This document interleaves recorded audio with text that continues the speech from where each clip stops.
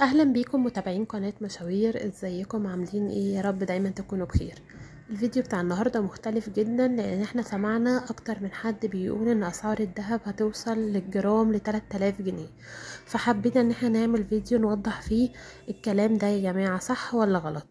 اي حد هيروح يشتري ذهب اسمع الفيديو ده عشان تعرف حقيقة وصول الذهب ل3000 جنيه في كل سعر جرام. الأيام دي في عدم استقرار في سعر الذهب، وده لأسباب كتيرة. سبب كمان منها ارتفاع سعر الذهب في العالم كله. أسعار الذهب في تزايد يا جماعة في العالم كله، وده بسبب زيادة أو قلة الاحتياطي من الذهب في البنوك كمان الكبيرة.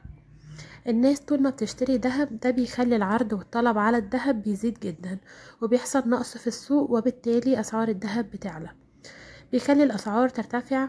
واي حد هيقولك الذهب هيرخص او هينهار قوله ازاي واصلا الطلب اكتر من تحمل السوق. وياريت يكون فاتت اتأكدوا ان الذهب مش هيوصل ل3000 جنيه، وان الكلام ده خرافات واشاعات. والمعروف ان كل ارتفاع في سعر الدولار ده بيشهد انخفاض في سعر الذهب. يعني كل ما تلاقي الدولار بيزيد اعرف كويس قوي ان سعر الذهب هينزل. والكلام اللي بيتردد على السوشيال ميديا مش منطقي خالص وكلها اشاعات، طبعا لان هما بيقولوا ان اسعار الذهب هتوصل لاسعار فلكية، وده يا جماعة مش موجود طبعا. وكمان اي حد احنا عارفين ان هو بيحب يستثمر فلوسه في الذهب، فالفترة دي انسب فترة ان هو يشتري فيها ذهب بس بكميات معقولة. واي حد هيقولك ان الذهب هيرخص قوله طبعا ده كلام مش صح تماما. والكلام اللي بيتردد بقى يا جماعة زي ما قلنا على السوشيال ميديا ده كلام طبعا كله اشاعات. وحاليا مفيش معادلة لتسعير الذهب اسعاره مختلفة كل يوم زي ما احنا عارفين.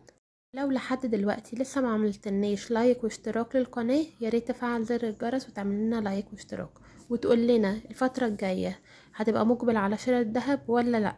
واي حد عنده رأي في الموضوع ده ياريت يفيدنا عشان في ناس كتير قوي بتسألنا عن الموضوع ده نشتري ولا لأ.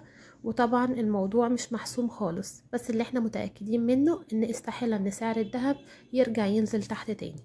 لا هيبقى فيه زيادة، بس طبعا احنا مش متوقعين خالص ولا خبراء الاقتصاد متوقعين ان هو هيوصل لأكتر من 3000 جنيه.